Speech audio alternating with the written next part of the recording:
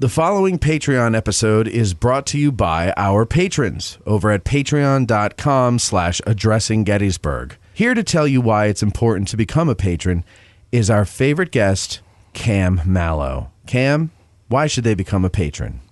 It's important to help bring more new episodes. Couldn't have said it better myself. Thanks, Cam. So if you want to become a patron, go to patreon.com/addressinggettysburg and become one today. We thank you in advance. You're listening to Addressing Gettysburg. Hello, patrons, and welcome to this episode of Addressing Gettysburg. I am your host, Matt, as always. And, you know, we all love to study the story of what happened here at Gettysburg, the tactics, the human interest stories, etc. But how many of us actually try to glean life lessons from the decisions made by the various commanders during the Battle of Gettysburg and apply them to our careers, maybe our families, or just life in general? Well, Tom Vossler and Jeff McCausland have written the book called Battle Tested, to help you see the actions of these men in a way that can help you rethink the way you operate and perhaps make leaders of us all if we're willing to put in the work. Tom Vossler has been a licensed battlefield guide for 22 years. That's about almost as old as I am. He, along with his co-author, Jeff McCausland, do corporate leadership seminars and staff rides. Jeff is a visiting professor of, I almost said internal. It's not internal. It's international security policy at Dickinson College. Both are alumni and formal faculty at the Army War College in Carlisle, as well as retired colonels. Jeff and Tom, welcome to Addressing Gettysburg. Great to be with you. Thank you very much. So you guys... Happy Veterans Day. Oh, yeah. Happy Veterans Day indeed. You guys started working on this book, was it 10 years ago, I believe? Or at least the seed of the idea of doing a book started 10 years ago? Well, I guess the way to put it is 10 years ago we started doing leadership seminars and workshops on the battlefield for civilian corporations and businesses. And so we just kept doing that year after year. And then we finally, 2, 3, 4 years ago, I lose track sometimes, we decided, well, why don't we put all this down on paper? Because we had a fairly decent routine that we did on the field on 1 day and 2 day workshops and seminars. And so we thought, well, you know, this might make an interesting book. So how's that sound to you, Jeff? Is that about right? Yeah, that's about right. The one thing I think I would add is, as you mentioned, both Tom and I are faculty we're faculty at the Army War College. Tom was the director of the Military History Institute, which is the Army's archive. There's a huge repository. A lot of the photographs, for example, from the Ken Burns documentary on the Civil War were in that repository that Tom was in charge of. In my last few years at the War College, I was the Dean of Academics at the War College. And as part of that pick your course, we would take officers when they arrived, shortly after they arrived, down to Gettysburg for a Gettysburg leadership staff ride. It was a tradition that we did every single year. So Tom and I either participated or observed that during our time when we were at the War College. And some people may not realize that one of the reasons why the park was created back in the latter part of the 19th century was to afford the military a location to conduct military staff rides, professional development for military officers. And around Visitor Center and whatever, you look carefully, you can find photographs of not Civil War people, but later military officers on horseback and whatever going around the field doing just that. So having done that a number of times, we also started talking about it, and we began this seminar on the field. We determined that, you could use this as an enormous classroom, that Gettysburg in many ways was a case study that we could do. And secondary, we both agreed that, this whole idea of leadership, which we're going to get into in more detail, and we believe, good leadership is good leadership, and the principles and concepts are enduring. It doesn't matter whether you're talking about leading the Hebrews out of Egypt or leading during the Civil War or leading a corporation during a pandemic. There are certain concepts and principles that were, in fact, enduring. And then secondly, we became convinced that leadership is most clearly seen oftentimes when an organization is in a crisis, because crisis for any organization compresses time, and you can see good leadership and bad leadership much more distinctly. And clearly a battle is in its essence, you might say, two organizations that are in a crisis. And that's why, and the power of Gettysburg as an iconic event served as just a perfect case study to talk about leadership. So you make a distinction in the book between a leader and a manager. And a lot of times today, especially like if you have a corporate job and you don't have someone with the military experience that you guys are coming from that perspective, teaching people about what makes a great leader. And they're really just going off of some hokey book that they bought, that isn't really based in, it's just a bunch of philosophies thrown out or something. But they often use the words interchangeably, leader and manager. But they're very different things, and you talk about this in the book. Go into that a little bit. What exactly is the difference between a leader and a manager? Let me give that a shot, Tom, and you can chime in if you want. Yeah, go ahead. Go ahead, buddy. We agreed early on a number of things, and Tom and I have worked together, as you said, pretty seamlessly for about a decade. And some of the first thing we grappled with is how is you're going to talk about leadership, how are you going to define this? Well, you can Google the word leadership, and you'll get hundreds of definitions. But we finally settled on the definition we both liked, which was leadership is the ability to decide what has to be done and then get people to want to do it. And that actually comes from Dwight Eisenhower. And coincidentally, of course, Eisenhower is a great leader in his own regard, 5-star general, commander of the all-Allied forces in the invasion of Normandy and the advancement into Germany during World War II. Subsequently President of the United States for 2 terms, and historians treat him a lot better today, I think, than when he left office in 1960. And a lot of people don't realize Eisenhower was also the president of Columbia University from the time he would leave the Army until he would enter the White House. Second of all, we found that definition brief. You can remember that's pretty succinct. Decide what has to be done, get others to want to do it. Then thirdly, we both found the second half of that definition appealing, get people to want to do it, because you might assume if you've been a 5-star general and the president of the United States and president of a major university, you just give orders and everybody snaps to their feet and rushes off and, as excited as they can get. But we've learned over our time, even in the Army, that to get maximum performance out of an organization, you've got to get them to buy into what this is all about. And that really, I think, is some of the essence of leadership. Now, clearly, these two terms, leadership and management, there is a Venn diagram here. I think they are more and more distinct as we go on in the 21st century. And successful organizations have to be well managed as well as well led. Management has to do, though, with the things you can measure, work standards, resource allocation, organizational design, how you control complex institutions is really what that's all about. And if you go back to the history of the study of management formally, you go back to around the start of the First World War when MBA programs appeared at places like Harvard University. Leadership as an area of distinct study is much newer in the last 25, 30, 40 years. And it has to do with vision, motivation, and trust, moving people and organization into the future, dealing with change, thinking in time. So to sum it up, I would say management has to do with data and complexity, and leadership has to do with change. And clearly we live in an era of just enormous change at warp speed, so successful organizations have got to learn to adapt very quickly to that. And once again, military officers involved in the battle find that need to adapt and learn and deal with change also critically important if they're going to be successful. Mm-hmm. So one of the leaders you talk about in chapter 2 is Buford. He's one of my favorites. And the more I learn about day one, the more respect I have for John Buford. And you state that he was essentially the man who decided that if there was going to be a battle, Gettysburg is where the battle was going to be, or at least it would be a good place for it. And we know this in hindsight, but at the time, explain to me now, I've never been in the military. So he's a brigadier general. He's under the immediate command of John Reynolds, correct? No. No. Okay. Pleasant. Not really. He's under the operational control of John Reynolds. Right. Got it. He's still under the command.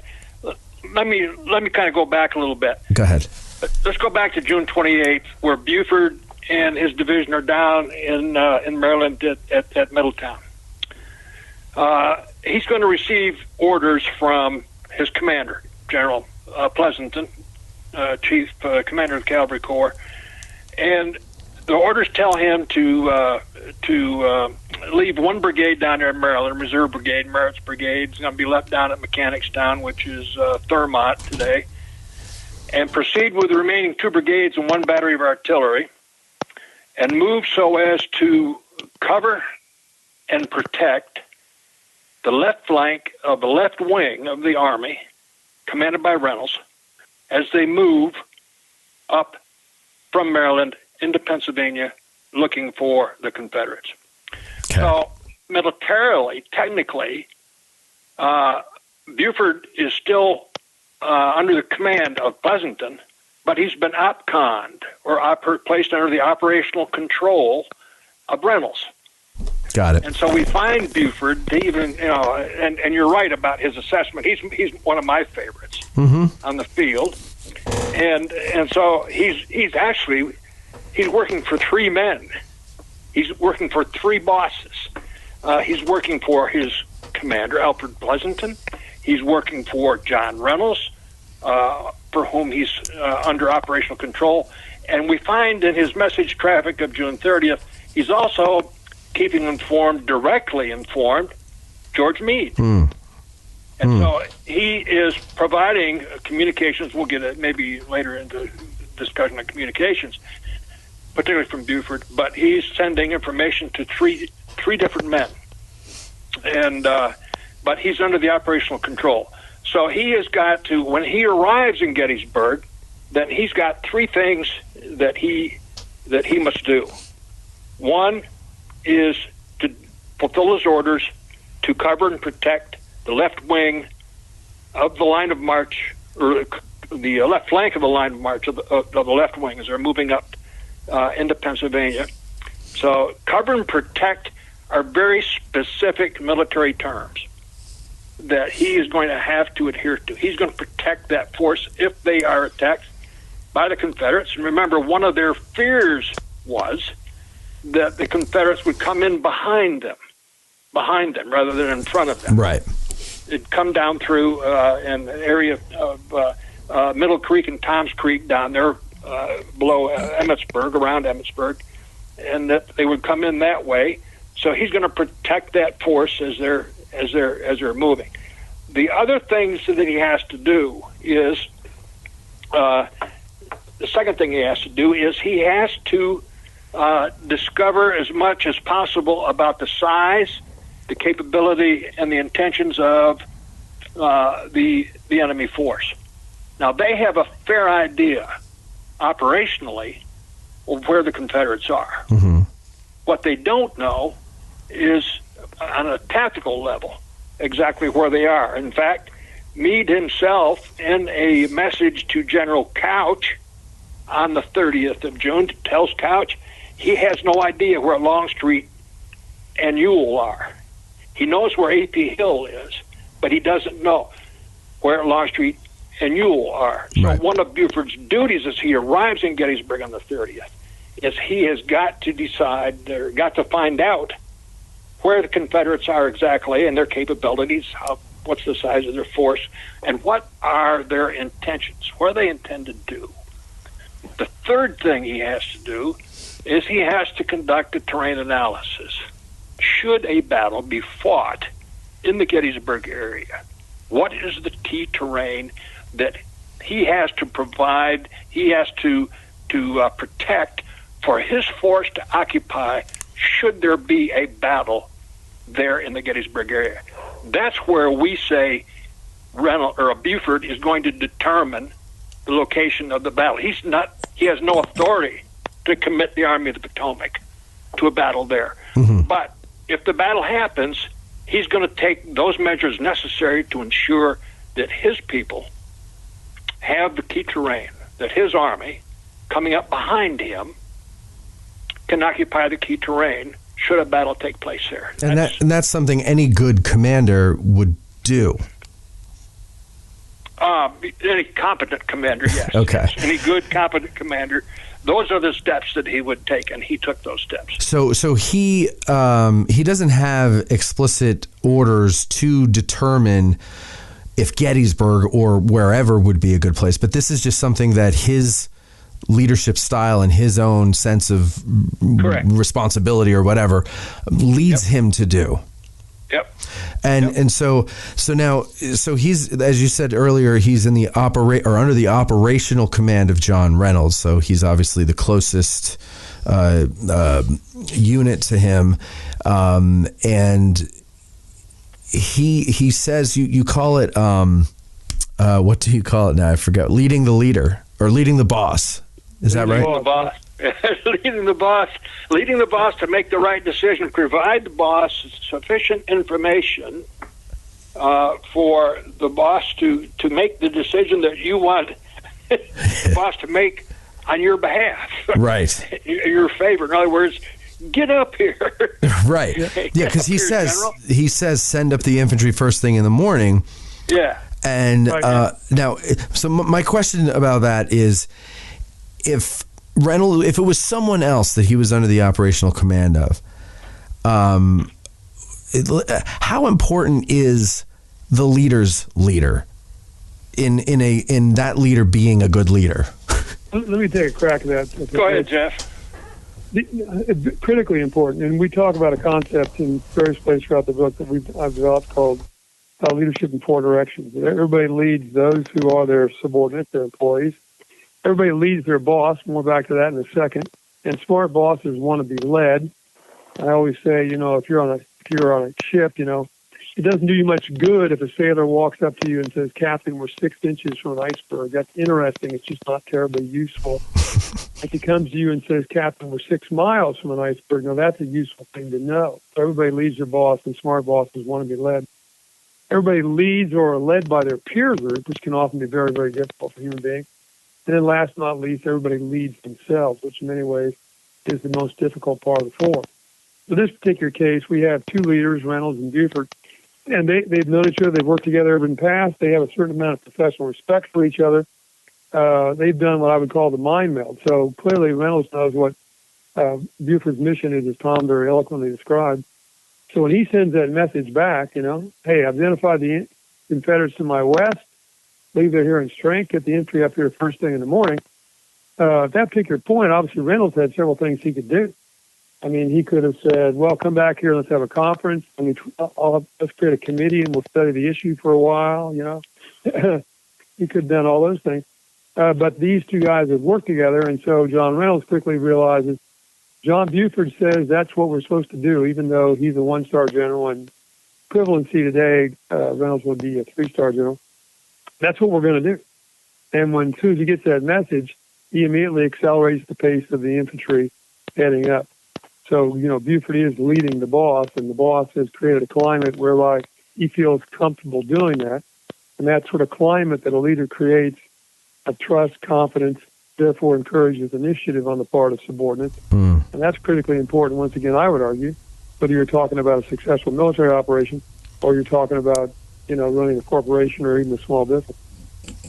I mean, is this something that relies on like an interpersonal chemistry between, say Reynolds and Buford, or is this something that a person can learn to do and still influence their boss? Because who hasn't had a situation where they've gone to a boss, with information and whatever, maybe even a suggestion, and the boss almost petulantly refuses to consider it or whatever, because maybe they feel threatened or whatever the case may be. Right.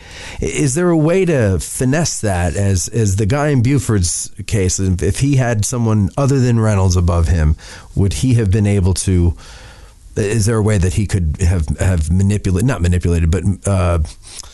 finessed that whole thing? That's a really good question. I think it comes back to the first thing you said. It's all about relationships, and leadership is about relationships. And that's why, back to that leadership and management differentiation, management I would often call it a science. I can measure things, I can measure outputs, I can measure profit and loss, I can measure those things. Leadership is more of an art form, really. Clearly, as a subordinate, you have a responsibility, I would argue, to lead your boss, because you want the organization to be successful. But you're right. I've got to think about my boss. I got to think about, is he or she confident, or are they insecure, quite frankly? Mm-hmm. I got to understand what their objectives are, and I got to make sure I stay within those limits. And over time, I try to expand the confidence they have in me, and that will allow them to listen to me more often, and frankly, for me to have a greater influence with them. So that's part and parcel of the development of a leader. But the leader, again, I think, needs to understand that he or she cannot be successful in isolation. They can only be successful if they have subordinates that tell them what they need to know, even if they don't want to hear it. There's a great story, if you want to go back to the collapse of Enron back in 2007, I believe, which at the time was the seventh largest corporation in America. When Enron collapses, they discover that emails have been sent by Vice President to Ken Lay, who is the corporate president, saying, we're going to collapse in a wave of accounting scandals. They were fixing the books, what they were doing. It's unclear whether those messages ever got to Lay, or whether he had consciously or unconsciously created a system whereby only good news got to him. Right. He closed himself off. Okay, and that ended up being disastrous for him personally and for the corporation as a whole. Going back to the original question, I think a lot of it has to do, for these two men, or speaking of Buford and Reynolds, a lot of it has to do with reputation, right, and military pedigree, and that these men come out of the old army, and they are not bosom buddies. We know that they're not bosom buddies, but out of that small army, they certainly know each other. Particularly after 2 years of civil war, they know each other by reputation, and both hold the other in high regard. So, if Reynolds is going to receive a strong suggestion from Buford to all right, they're here, you need to come up here as soon as you can, right. And so then he's going to react accordingly. So a lot of it is direct empowerment. A lot of it is indirect empowerment through professional relationships. Right. Yeah, you say successful leaders allow themselves to be led by their subordinates or employees at crucial moments. Furthermore, a leader's willingness and ability to create a climate of leading the boss so they can be led is invaluable. And so it sounds like it's maybe a mix of a lot of different things. And someone's innate ability, the leader's willingness and confidence in their own situation, their own position, their own abilities, and inabilities. Like, I think, to me, a good leader has to know his limits. He can't do everything. Nobody can do everything, and he has to be comfortable with that. And he has to be willing to find someone who can do what he can't do, and empower them to do it. Am I wrong? Exactly right. I mean, the one thing, you got it. Leaders have to be self-aware, and they also have to understand how much risk they're comfortable with. Because empowering others, a bit of a paradox, because when you do that, there is a certain amount of risk. Everything won't go perfectly. Right. Okay? And each of us has our own level of risk tolerance. I always tell folks, as soon as if you were totally risk adverse, you wouldn't get out of bed in the morning, because as soon as your feet hit the floor, it's a scary world out there. So we all have a certain degree of risk aversion. How much risk are you willing to take? And coupled with that, of course, on top of that is the whole question of accountability. Because when something goes wrong, I always say the first question everyone on the team is going to ask, or think of the first picture, I should say, it's going to pop in their head is a picture of a bus. Why? Well, who's the boss going to throw into the bus when this thing went wrong here? And if the boss, excuse me, as a matter of course, when something goes wrong, immediately throws somebody under the bus very shortly, let me tell you what, there's not going to be a whole lot of initiative. There's not going to be a lot of being the boss, because the boss doesn't want to hear it. Yep. Okay. So when you do that, the paradox I've got to empower others, as you rightly point out, you can't do everything. But I have to embrace accountability for my team. We either succeed as a team or we fail as a team. And if I start holding people accountable and being a zero defects leader, then that ability to empower, the ability for them to lead me, and the ability for them to show the initiative goes right out the window. Because you want to put them in a situation where they want to achieve Right. what you set out for them to achieve. They want to do it. Yeah, no, and I think you mentioned something about using words like we and our, and I think that's later on when we get to chapter 12 about Lincoln at Gettysburg, which we're going to move into now. But I think that's important regardless of who it is as a leader to make it no I, there's no I, there's no me, it's we, our. Those personal pronouns mean a lot. Yeah. In the discussion, it's ownership. It's ownership. You're selling ownership in the solution to the problem. Yeah. When I started doing this, not that I'm propping myself up as a big leader or anything, but when I started doing this podcast and things, I would often say we and our, and then people are like, you always say we and our. Who else you got with you? And at the time, Eric wasn't with me. It was just me. But it was like a royal we. But I set out to do a lot of things with this, and one of them was to create a kind of a community of nerds that like to learn about this stuff. And if I start with the I and all this stuff, it sounds like I'm trying to start a cult.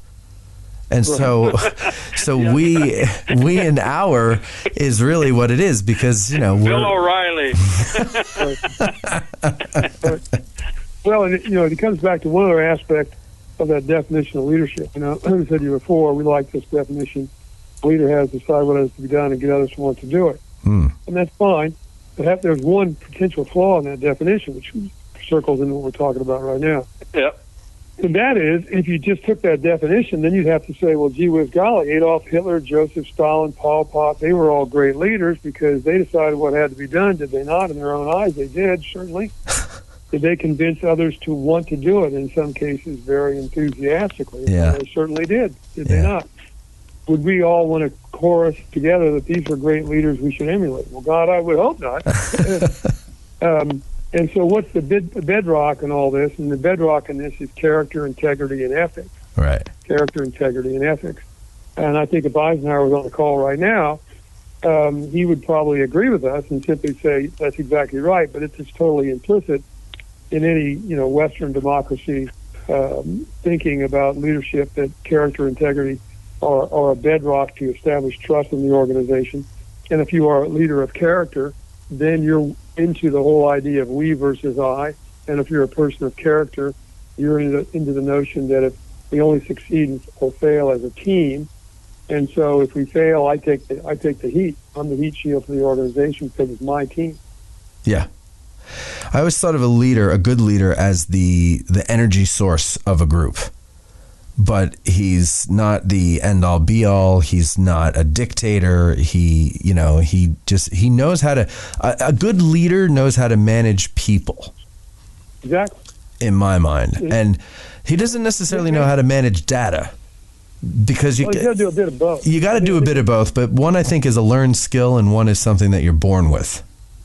Yeah, exactly right. And he has to deal with, I think, a whole bunch of different things that are going on in that equation. I mean, in terms of management of data versus people, it's interesting that there's very different things going on at Gettysburg. I mean, the Yankees have put together an ability to do intelligence analysis, and from that, they've got pretty much the order of battle by the end of the second day pretty well determined. And Major Van Sharp, who briefs Meade, who runs that little intelligence analysis, very rudimentary from our scale here in the 21st century, is able to brief him. So you could say Meade is making an informed decision off of data. Right.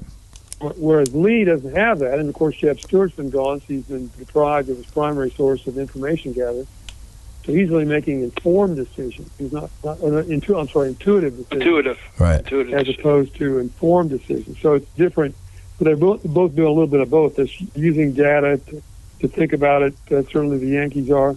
But you're also right. It's about the whole idea of relationships and inspiring people. And finally, the other part of that I think is important is, back to your idea about energy, I think the one thing that leaders are is they have to be the one that believe it's going to work and put a public face on it that this is going to work.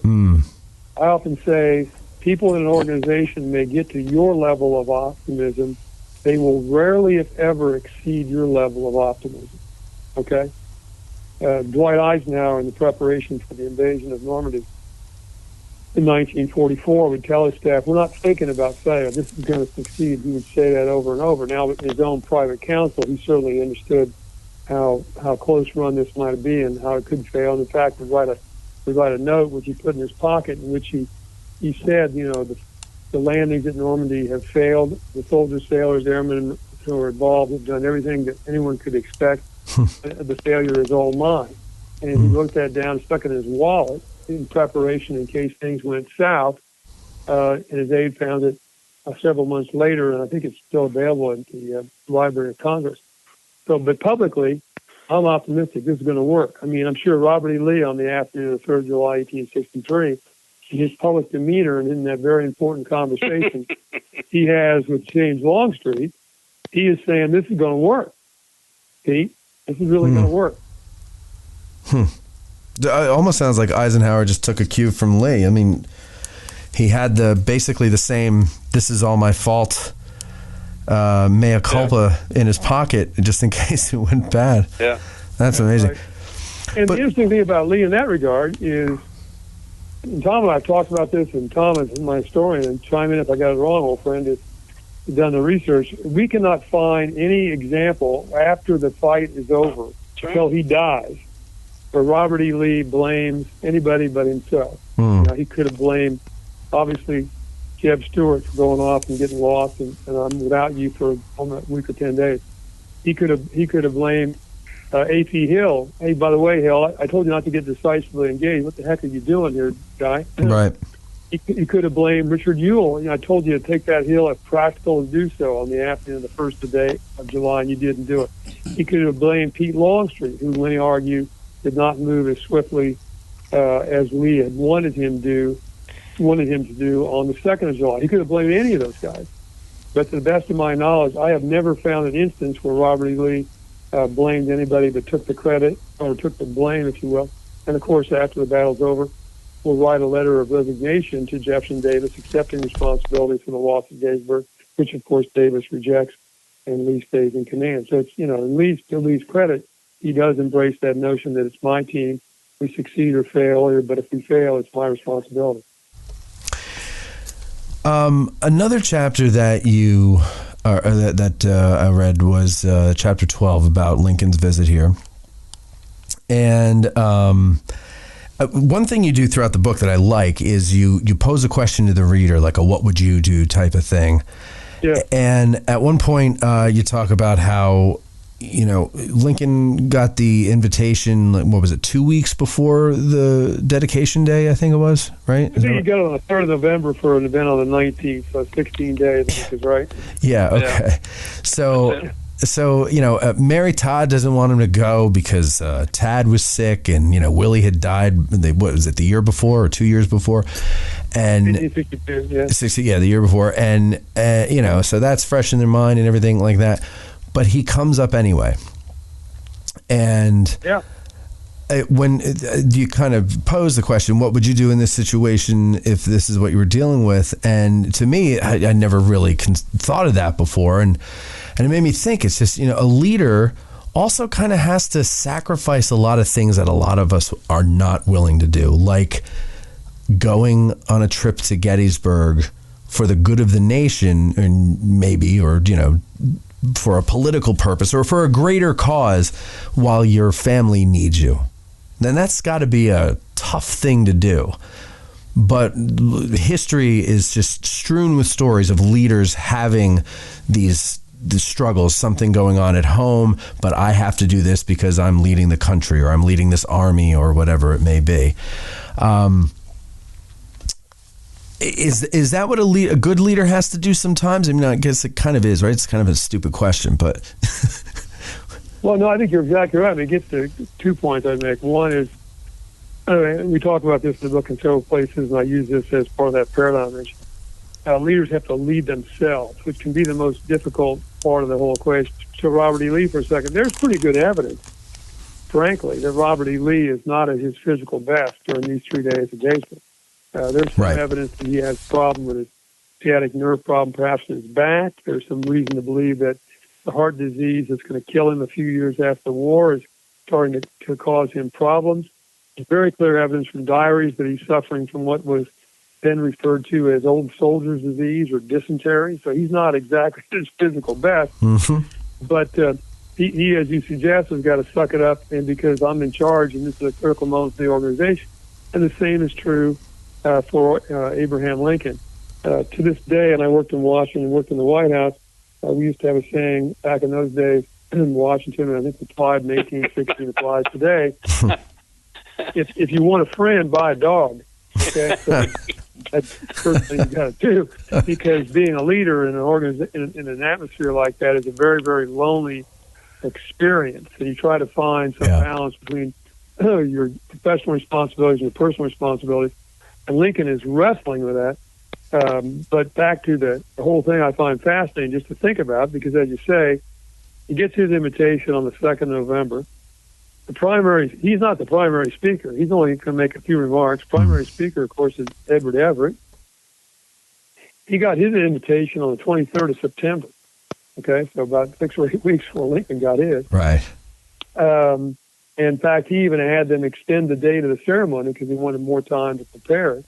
Right. Everett, very distinguished guy. Actually, you could argue a political opponent of Lincoln, because he had run as vice president on the Union Party ticket back in 1860 against the Republican Party. And so I'm the second banana to a guy who was my political opponent. What's wrong with this? So Yeah. Presidents don't travel that much. The war's going on. There's things going on in November of 1863. Grant is still trying to figure out what he's going to do, and in the West in particular, what's going on with Sherman and whatever. So there's things going on. But Lincoln, not only did he come up, his staff even suggested to him, hey, we can go up that morning and have you back that night, Lincoln is very adamant, no, I'm going to go up the night before because I've got to make sure I'm there. Right. And to me, there are really two drivers, and we can talk about it more if we want. One is Lincoln understands the 3 laws of politics. We talk about him as a great leader, but he's also a great politician. Sure. He understands the 3 laws of politics are get elected, get reelected, and don't forget rules 1 and 2. And it's 1 year from an upcoming election campaign in 1864. And most people in the United States in the summer 1863, or fall of 1863 rather, probably would have told you that not only is Abraham Lincoln not going to get reelected, we don't even think he's going to get the nominations of the Republican Party. Mm-hmm. But he knows every governor, senator, congressman are all going to be in Gettysburg. So if there's going to be some politicking done largely by his staff, this is going to be an ideal moment to do that. He and Governor Curtin, not exactly bosom buddies, might mend a few fences with Curtin while I'm there. So there's some political motivation. And second of all, then to the speech, I think he understands the power of timing. Leaders understand that time is a resource they have to manage, but also the power of timing. What is the right moment to do something? And I think he realizes, I want to talk about the vision for the war, and at this moment, every newspaper and every senior leader in the country is going to be in this small village in Pennsylvania. This is an ideal opportunity if I'm going to describe an expanded vision for the nation. You also talk about stakeholders in that chapter. And first off, what do you mean by stakeholders in this context? Well, stakeholders in any organization is those people who've got to buy in. It's back to that getting people who want to do it. And obviously for a politician, who are the stakeholders? For Abraham Lincoln, the stakeholders you might put in 3 large groups. One is the Army. I got to keep the Army on my side, and I've obviously had some issues with that with the generals I've been firing throughout my tenure so far. Number 2, I've got to keep the government on my side, and that includes the politicians on both sides. And Lincoln does a good bit of that. I mean, it's amazing how many Democrats that Abraham Lincoln makes generals, because one way to keep the Democrats interested in the war is to get them to be a stakeholder, get them to have some skin in the game. And then third, and certainly not least important, are the people, the voters. They are the ultimate stakeholders. They're my boss. Right. If I don't get them on my side, they don't buy into what direction I want to go, I don't get reelected. They're the ones who are sending their sons off to die. Exactly right. Exactly So right. you better get them on your side. Yeah, so those are the stakeholders. And you know, you can translate that in any organization. Any organization's stakeholders, certainly their employees. Second stakeholder are their clients or their customers. Okay? Third stakeholder, if you're a large organization, is do you have a board? And oftentimes the relationship between the corporate board and the corporate leadership is one of the most fascinating relationships to me to determine how well or how poorly an organization succeeds or fails. Those are all different stakeholders. Back a few months ago, I don't remember when it was, August, September, something like that, President Trump was toying with the idea of announcing his candidacy here at Gettysburg. And a few of my listeners emailed me, and they said, "Did you see this? You cannot let this happen." And I said, "Who the hell am I? Because I live here? Like, what am I? What do you think I have a say in this?" And I said, so I thought this was interesting, and I engaged them, and I said, "Well, why not?" And they said, "Because we can't let him, use that place for political purposes." And I said, "Well, maybe you should talk to Abraham Lincoln." Well, and they were like, "What?" And because it's how dare you? It's almost like criticizing Jesus. And I said, "Well, what do you think the Gettysburg Address was?" And it's funny because we have to memorize it in 5th grade, or we used to have to. I don't know if they still do that anymore.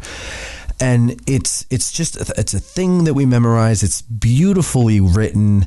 I don't think most people really know what the words mean. Or maybe they don't even know the context of it, which is weird. But my point is that we don't think of it as a political speech, but it is. It is. And he was using this sacred ground, this hallowed ground, however you want to say it, to get attention for his political message. Exactly. And I like. Yeah. Sorry, go ahead. No, go ahead. I was just going to say exactly right. I mean, the speech to me is a perfect example that any leader can use to organize his thoughts or her thoughts when talking to their organization about the direction or the revised direction we want to take. Providing a strategic vision. Yeah, and the 2 parts are where we've been, I should say, 7 years ago, which takes you back to the signing of the Declaration of Independence in 1776, which Lincoln thought was the foundational document. We hold these truths as self-evident that all men are created equal. Where are we right now? We're met on a great battlefield of this war, and it's right in progress. And then thirdly, where are we going? And the last part of the speech, we're going to a new birth of freedom. So I firmly believe that when on the afternoon of the 19th of November, the purpose of the war is to preserve the Union. That's what Abraham Lincoln talked about in the first inaugural address, very, very candidly. That's what it's all about, preserving the Union. But by the time he finishes at Gettysburg, it's still about preserving the Union, the unfinished work. But now it's also about slavery and ending slavery. And these two things now are inextricably linked. Mm-hmm. And, of course, he will run for re-election in 1864 with a plank and a Republican platform of ending slavery, which many of his senior advisors in the Republican Party tell him is a loser. You got to drop this thing because, you can pick it up after you get elected, but you can't talk about this now. And Lincoln says, no. I think he used the word, I'll be damned forever if I should do that, because, of course, by that point, 1864, he's had nearly 200,000 African-American soldiers enter the Union Army, suffer casualties at rates higher than actually their white counterparts. Mm-hmm. And so they are now stakeholders, too, in this future for the nation. And, one last point on this, we use this as a vision. I always like to contrast that with then his second inaugural in March of 1865, jumping ahead. Think about it for a minute. He goes to give the second inaugural, huge crowd, standing there on the steps of the Capitol. But everybody in the crowd had lost somebody probably by that point. 600,000 people have died, whether it's a brother, father, cousin, son, whatever. or seen one grievously wounded. Lincoln could have got up, and because they knew they were winning the war by that point, could have got up on the platform that day and said, "Okay, we're winning the war, and oh, by the way, when the war's over, I'd just like you to know that I'm going to hang Robert E. Lee right here. I'm going to hang Jefferson Davis right next to him, and going right down the list." And my guess, most people in the crowd would have looked up and said, "You know, that works just fine for me. I think that's not a bad idea at all." Right. So what does he talk about? Back to this vision and timing and the moment to convey a direction. With malice towards none, with charity towards all, bind up the nation's work. Yeah, the man, we were lucky we had him when we did. Do what? You know, and not only was he a good leader, his writing, his words. Did we lose the call there? No. Oh, okay. Sorry, are you guys there? Yeah. Okay, sorry. We had a little, we had a call waiting kind of bleep in there. But his okay, I gotcha. His writing, his words, the words he chose, he just had a great way of getting through to the patriot in everybody and the decent human being, or the better angels of our nature, in everyone. And that he's one of the best out there. Well, guys, thank you very much for doing this. I hope, one day that you're not that far away. You come into the studio and we can sit and talk more about the book or whatever. Yeah. And we'd do that. We'd do that. Yeah, that's and so the book is called Battle Tested. It's available on our recommended reading page on Amazon, Barnes & Noble. You can go to diamond6leadership.com. That's diamond, the word 6, leadership.com. You can get the book there. And Jeff, that's your lead. Explain to me what that is again. I'm sorry.